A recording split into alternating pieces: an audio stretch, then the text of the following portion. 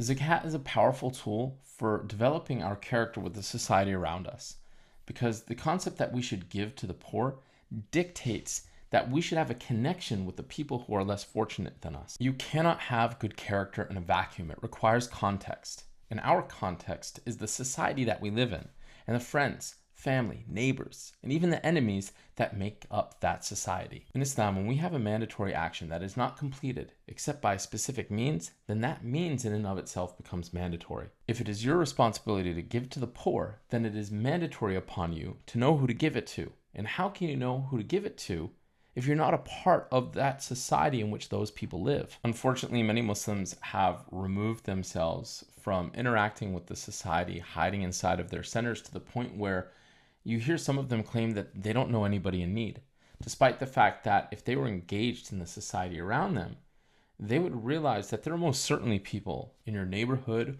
or on your street that are in need of assistance. There's a foolish idea held by many Muslims in America that there are no poor people here.